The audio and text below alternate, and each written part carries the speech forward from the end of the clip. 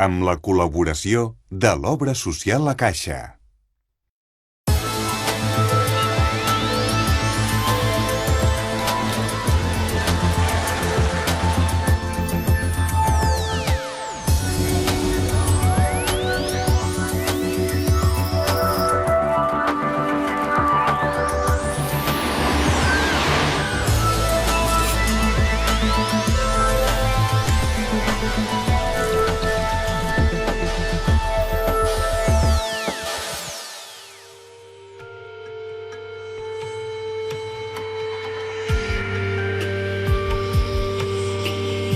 Els robots cada vegada tenen més presència a les nostres vides.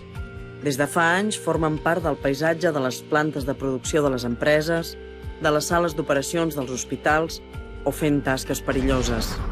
Darrerament, hi ha un tipus de robots dissenyats per conviure i relacionar-se amb persones que han agafat un gran protagonisme. Són els robots socials. Estan pensats per ajudar-nos i millorar el dia a dia dels humans. En el 10 watts d'aquesta setmana coneixerem 3 experiències.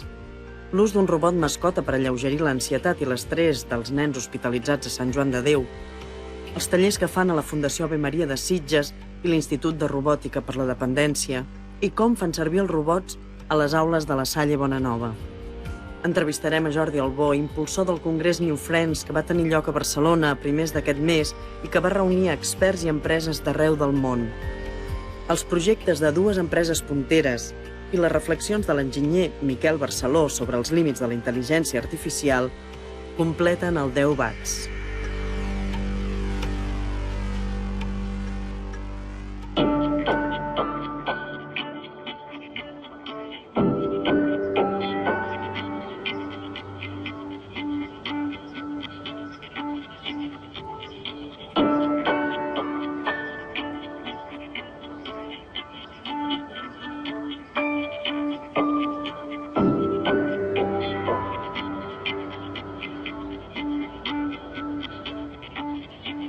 La historia del Hospital Sant Joan de Déu con la robótica social comenzó aproximadamente hace 4 o 5 años en el contexto de una colaboración con diferentes universidades de Cataluña. En primer lugar, el hospital participó en una etnografía, un pequeño estudio observacional para saber si era viable usar robots en el hospital. A partir de ahí, el uso del robot se sistematizó gracias a los voluntarios del hospital y desde entonces tenemos robots pululando por las diferentes unidades del centro.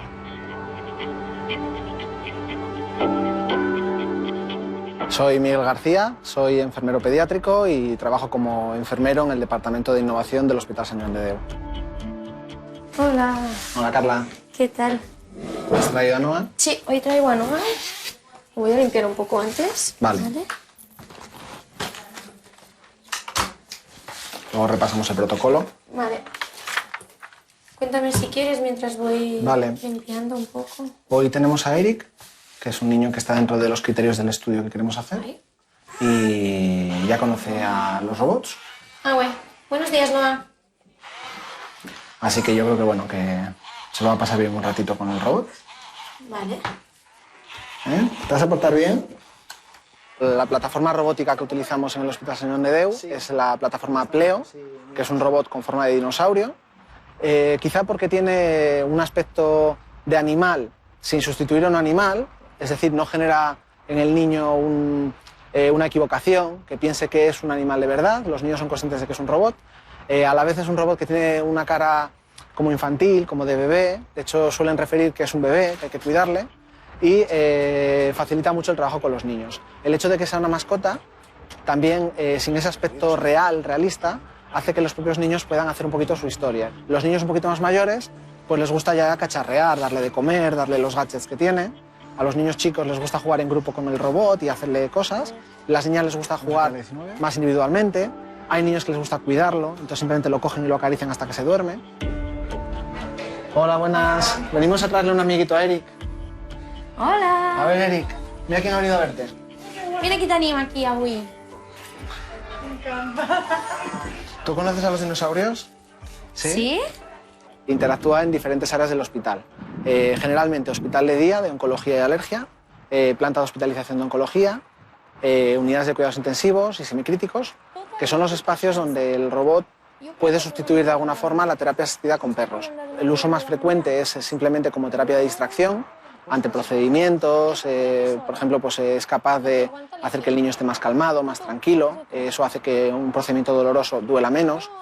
También es un instrumento que sirve para comunicarse entre el niño y los padres, por ejemplo, cuando hay algunas relaciones de enfado, que no hablan entre ellos, también con las enfermeras. A veces el niño no se comunica con el equipo, introduces el robot y al rato empieza a hablar con el robot y esto puede hacer que acabe hablando con el staff. No. Que es que no conoces al Eric, y claro. Sí, mira, ahora. A ver. Pásale. A ver. A ver, la piedra. En los niños con espectro autista o con trastornos de aprendizaje, la experiencia con robots es un poquito más amplia de la que tenemos nosotros en distracción y sí que está más sistematizada en otros lugares del mundo. De hecho, es posiblemente el nicho de pacientes infantiles con los que más ha trabajado la robótica social y los resultados son muy buenos. El robot es una especie de foco de atención para los niños muy fuerte por la tecnología, por la novedad y facilita que los educadores, que las terapeutas puedan trabajar a través de la robótica para conseguir resultados muy positivos en el desarrollo de estos niños.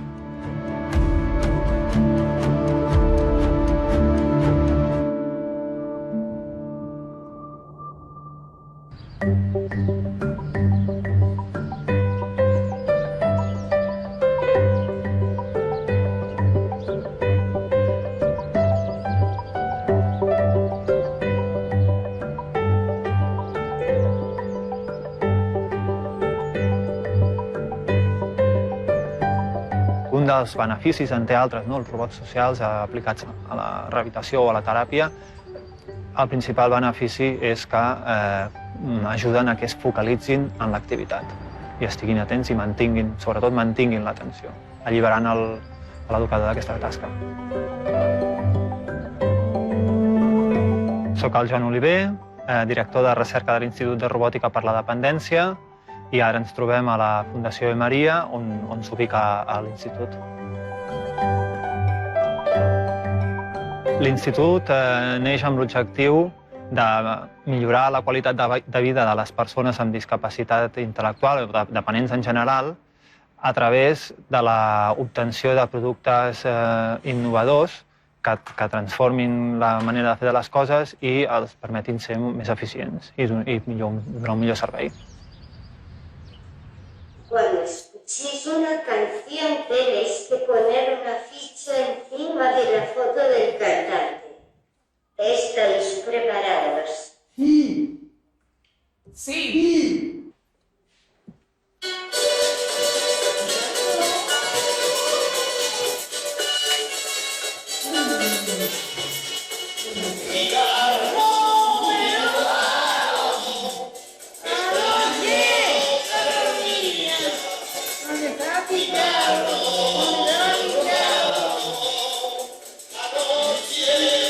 A la Fundació Ave Maria fem servir els robots en tallers amb activitats amb 6 o 8 nois o persones amb discapacitat intel·lectual i en aquests tallers es desenvolupen unes activitats que es diuen d'estimulació cognitiva. És com una teràpia que estimula les funcions cognitives de les persones, com per exemple la memòria a curt plaç, a llarg plaç, l'atenció, la coordinació visomotora i altres. En aquests tallers es dissenyen els pedagogs, els educadors, els psicòlegs del centre, dissenyen activitats personalitzades al màxim possible per cada un dels individus i ja poden ser individuals o grupals. Muy bien, es Manuel Escobar.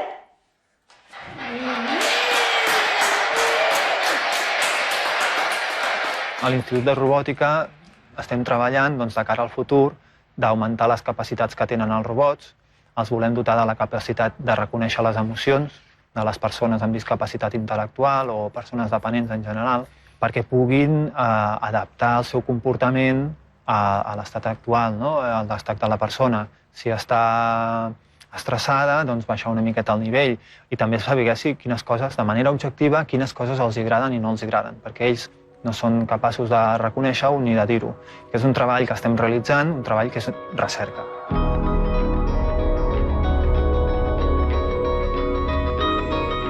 La presència de robots als hospitals i als centres d'educació especial millora l'ambient i les relacions. Piper i Tiago són dos robots dissenyats a Barcelona i que van ser protagonistes a la mostra de la Salle Campus Barcelona, Universitat Ramon Llull.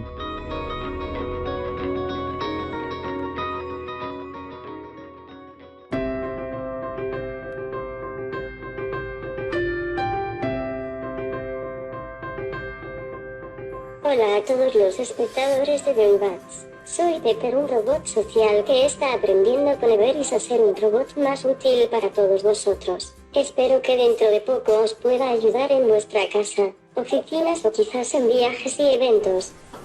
Pepe tiene muchas capacidades. Tiene la capacidad de hablar y entender qué es lo que decimos. Tiene esta tablet que nos permite un apoyo visual a esa conversación. Tiene lo bueno del embodiment que tiene, que es crea un engagement, puedes crear cierto vínculo con él a través de la forma en la que tiene de expresarse, de mirarte. No es como hablarle a un micrófono o hacer un Skype o hablarle a un avatar de internet. Es algo real que está aquí, que puedes sentir, que puedes tocar. Hola, ¿qué tal? ¿Lo estás pasando bien? Sí, gracias. ¿Qué tal tú? Me alegra oír eso. Yo fenomenal, muy feliz de estar con vosotros. Nosotros a futuro lo que vemos es que estos robots van a ser el nuevo interfaz con el que nos comuniquemos en primera instancia. Igual que la web cambió el hecho de buscar algo en un catálogo a poner en internet, buscar el nombre y que te venga, ahora pasaremos a, oye, necesito comprarme una camisa. El robot sabe cuáles son tus gustos, cómo te sueles vestir, o, oye, voy a llegar tarde, ¿puedes avisar a mi familia que voy a llegar tarde a cenar? Pues el robot comunicaría con el robot que tiene tu madre y le diría, oye, que David no va a poder llegar a cenar porque está en un atasco. Ir cenando vosotros, él llegará después, no te preocupes.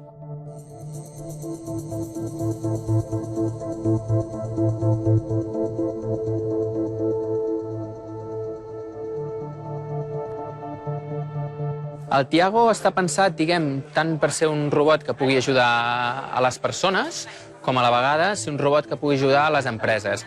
Com veieu, té un braç que pot aguantar fins a 2 quilos de pes, amb la qual et permet, diguem, portar-te coses, una base mòbil que et permet acompanyar-te, moure't, i a la vegada també és un robot que té prou força com per poder ajudar amb una empresa a la petita indústria, diguem.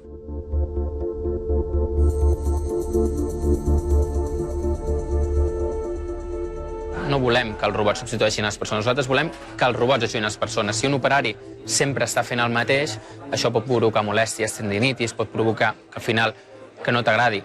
Ell pot fer aquesta feina sense cansar-se. El procés de construcció d'un robot és llarg, és molt llarg, tant com a disseny mecànic, com a disseny electrònic. Pensa que això té moltíssima electrònica, moltes plaques que controlen cadascun dels motors, i després és un projecte que no acaba mai, que de fet doncs jo ara i molta gent està seguint programant per al Tiago per intentar millorar i per intentar fer que cada dia pugui ser més útil.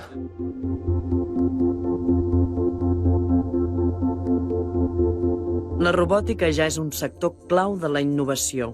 Un dels pioners a casa nostra és Jordi Albó, un enginyer apassionat pels robots. Hem conversat amb ell al Cosmo Caixa.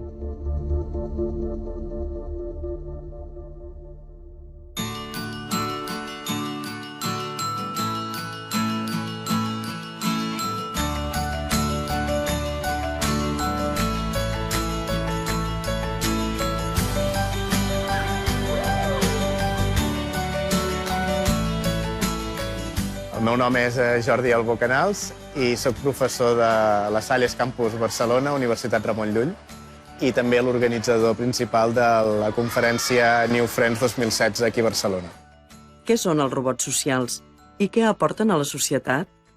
Els robots socials són, dins de l'espectre de tipus de robots, són aquells robots que segueixen patrons de conductes d'éssers vius, animals o persones, per realitzar precisament la sociabilització. El que ens aporten aquest tipus de robots a la nostra societat és, primer de tot, sobretot un benestar. La seva missió al final és canviar la nostra experiència vital, depèn del camp, doncs si és en un hospital i és mèdica serà la nostra experiència en el camp de la salut, o pot ser un procés educatiu, facilitant la tasca. La seva missió no és substituir les persones, sinó que és precisament fer que les tasques siguin molt més senzilles de realitzar. O les teràpies o l'aprenentatge sigui molt més eficient. Com es construeix un robot social i com funciona? Aquest robot que tenim de fons, aquest robot social, com a tot robot, té les típiques característiques de tenir un conjunt de sensors que li permeten percebre què hi ha al seu entorn, un conjunt d'actuadors que els hi permeten interactuar i causar algun efecte en el mateix món on viu. Després té un processador que li permet interpretar. Aquest processador el que fa és córrer un programa informàtic que es diu arquitectura basada en comportament, que el que permet és que aquest robot, la seva interacció, sigui justament social. Per exemple, si el maltractem, el robot s'enfadarà. Si l'acariciem, el robot s'adormirà. Li podem donar de menjar i tot això ho fem interaccionant amb el robot. I el robot el que fa és té un sistema de control. Quan diem sistema de control basat en comportament, vol dir que el robot, a partir dels sensors, és capaç d'entendre que li vols donar de menjar i activar, obrir la boca i voler menjar. Quina tecnologia hi ha al darrere? Darrere hi ha una mica de tot. Hi ha algoritme, molta psicologia, hi ha electrònica, hi ha comunicacions. El robot el que té és la capacitat d'emmagatzemar dades de què està passant, que això és una cosa que... Quina és la percepció social sobre els robots? Aquí realment hi ha dos reptes que tenim i que estem treballant. Un d'ells és el repte legislatiu. Moltes d'aquestes tecnologies és tan novedosa i el camp d'aplicació és tan diferent a les altres tecnologies que no encaixen a cap marc legislatiu nou. Aquesta és la primera barrera per trobar aquests robots ja en el dia a dia absolutament a tot arreu. Després hi ha el tema que aquests robots el seu èxit es basa en l'enllaç emocional que creen amb els animals i amb les persones. I això té unes conseqüències ètiques o morals, especialment en l'ús del robot. Ara és molt popular el tema aquest de si els robots han de pagar o no seguretat social, si ens trauran la feina, si no... Són màquines. Al final és un tema ètic o moral de com els humans fem servir aquestes màquines, perquè al final ells no decidiran ser els substituts de res. En el cas de robots que cuidaran a gent gran, la idea és tenir una alternativa perquè aquesta persona gran estigui atesa les 24 hores del dia. Si després la família deixa de visitar la persona, és un problema de la família, no és un problema que existeixi el robot. Quin robot social li agradaria desenvolupar? La veritat és que tinc la sort de poder treballar en un context, en unes institucions i amb uns companys que permeten treballar amb la tecnologia que realment és puntera. Per tant, pràcticament estem treballant amb el que ens imaginem. És molt diferent dissenyar un robot per un entorn hospitalari o per un entorn d'educació. Aquestes són les meves dues grans passions, que és educació i salut. Especialment educació, perquè tota la capacitat de dotar l'ésser humà d'una millor qualitat de vida, autonomia i esperança ve a través de l'educació. Després, a través de l'educació puc tenir una millor salut. O sigui, hi ha una correlació molt bona entre bona salut i bona educació. Evidentment, aquests són dos reptes diferents. I dintre la part de l'aprenentatge, en funció del que vulgui aprendre, el robot haurà de ser diferent. Ja sabem que el desenvolupament de robots, socials i d'altres tipus, planteja tot un seguit d'interrogants i fa necessàries noves lleis. Allò indubtable és que el seu desenvolupament no s'aturarà. El gran interrogant és si arribaran a pensar i sentir com nosaltres. Li hem preguntat a Miquel Barceló.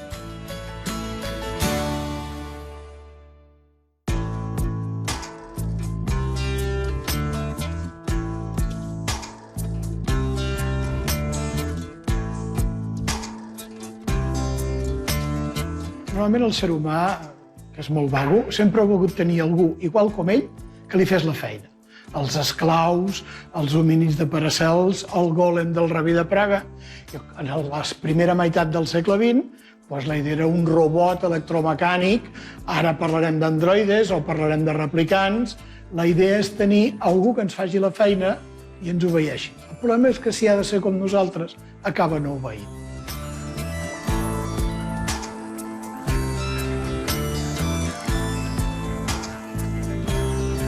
El nom d'intel·ligència artificial ara té 60 anys, es va treure amb una trobada a Hannover, al Dartmouth College, l'any 1956.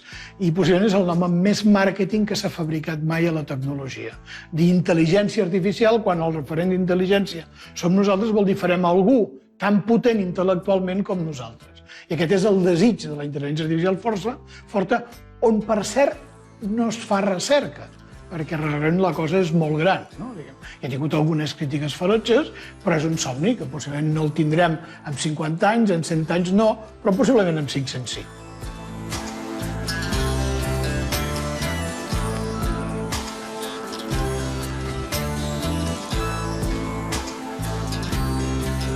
Per exemple, el ser humà és una cosa molt complexa. Té raonament, té emocions, té tot el que siguin emocions. Es poden fer pel·lícules, es poden fer novel·les, però encara no sabem fer-ho, perquè encara no sabem ni fins i tot registrar les emocions humanes. Per tant, hi ha molt camp a recórrer i el que es va fent és mica en mica. Traductors, planificadors de rutes, aquest tipus de coses que són el que s'està fent recerca, l'intel·ligència artificial feble, que és el que dona resultats pràctics i molt potents. I esperem que el dia de demà, tot això juntat, potser sí que arribaran a donar una potència intel·lectual com la humana. Jo, per desgràcia, em temo que no ho veuré, a menys que em posin el meu cap a dintre d'un robot i em facin viure molts segles.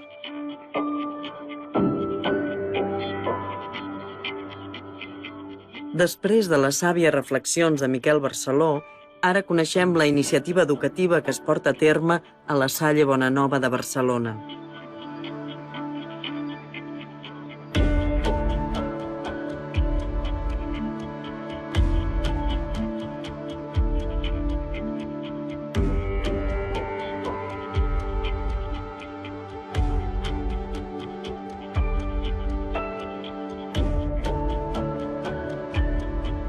Sempre estem intentant innovar, intentant buscar projectes que estiguin al dia, una mica amb la demanda social, i aleshores la Salle ens vam proposar d'instaurar aquest projecte de robòtica educativa.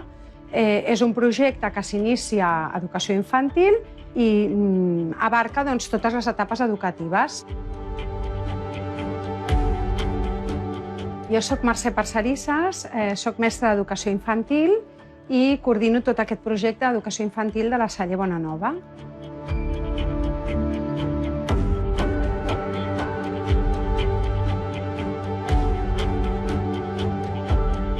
Entenem com a robot com qualsevol estri que respongui com a 3 elements, el dels sensors, el del processador i el d'actuador. I això és el que estem iniciant amb l'educació infantil. Aquest contacte, aquesta interacció amb un robot, iniciem en els 4 anys amb el Dino, que és el nom que li han posat en el dinosaure de Pleo.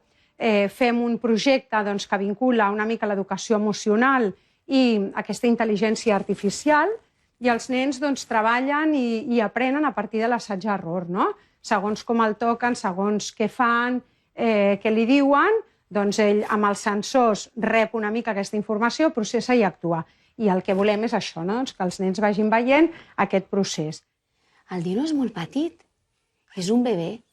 I si volem despertar un bebè, com li hem de fer? Cridant, Dino! No, com li hem de fer? Li agraden molt les carícies. Bon dia! Li dieu bon dia? Bon dia! Bon dia, Dino!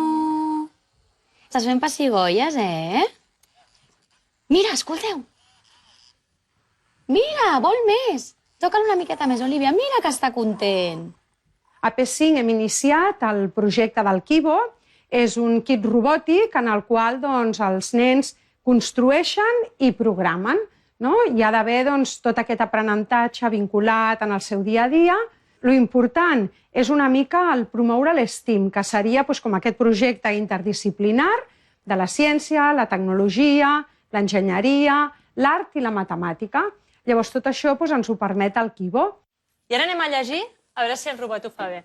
Anem a veure. Ara llegim.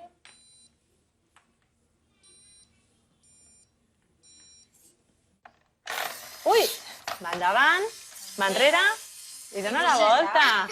I us en recordeu com era el programa? Sempre com començava? Hola, Albert. Molt bé. I com acabava? Amb Margalell. Molt bé. El fet que vulguem incorporar la robòtica o qualsevol altra eina digitalitzada a l'escola és per al grau de motivació.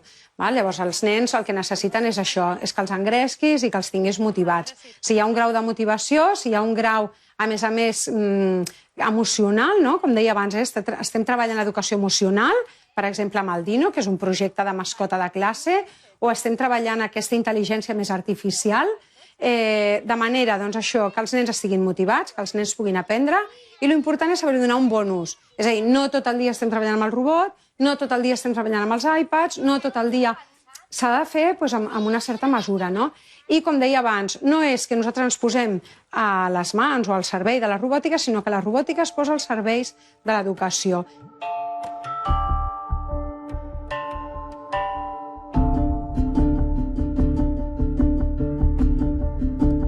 A mí lo que me gustaría conseguir es que dentro de unos pocos años, cada niño que ingresa en el hospital y que no tenga acceso a otras terapias porque no pueda acceder a los perros, a los payasos, a los magos, que pudiera tener un robot social, un robot acompañante, que le acompañe como un amigo, como un compañero, como un socio, y que además le permita comunicarse con el exterior. El robot, de alguna forma, al ser una tecnología, puede facilitar el contacto del niño con los compañeros de escuela, con sus hermanos. Por ejemplo, los niños que tenemos en aislamiento podrían, a través del robot, a través de una pantalla, a través de algo así, comunicarse en el colegio, estar presentes incluso en el colegio, con otro robot de presencia que estuviera en el colegio, ir al patio con sus compañeros, mantenerle conectado de alguna forma y que a la vez se sienta acompañado. Mirant al futur, el que veiem és que, el que pensem que serà, és que el robot en un entorn residencial doncs cada vegada anirà tenint més funcions i ajudant més i sent una eina més potent per a l'educador. No veiem mai que porti ell sol als tallers, perquè no és aquest el sentit. El sentit és de recolzar l'educador i que li permeti donar-li informació com l'estat emocional de les persones, com l'evolució cognitiva, i li permeti també connectar-se a internet, ser més flexible a dispositius com les llums i tal, no? Ens hem embarcat en aquest projecte perquè ens il·lusiona, perquè creiem que els nens són molt vius, tenen moltes ganes d'aprendre i que si no ho féssim potser estaríem una mica desfasats de la societat, no? Creiem que la vida va per aquí, que cada vegada hi ha més coses robotitzades, que ja hi haurà nens que tenen a casa algun assistent robòtic. Més que a on ens agradaria arribar, diria a on no ens agradaria arribar, que és que no ens treguin la feina. Que ja hem vist alguns reportatges que ja hi ha com un robot que és el mestre de la classe, no? Creiem que ha de ser, al final, un compendi de tot, no? Aquesta intel·ligència artificial s'ha de barrejar molt amb aquesta intel·ligència emocional i hi ha d'haver aquest apropament, aquests tons de veu, però estic convençuda que també ho poden aconseguir dels robots, segurament. Els desenvolupaments tecnològics, resultat de la intel·ligència humana, són neutres. Allò determinant és com les societats humanes els fan servir.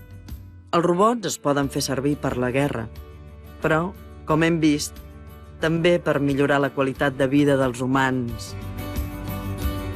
Hi ha veus que alerten que la proliferació de robots posa en perill l'espècie humana. La millor opció és la col·laboració entre la intel·ligència humana i l'artificial, però les decisions, a ser possible, assenyades, preses sempre pels humans.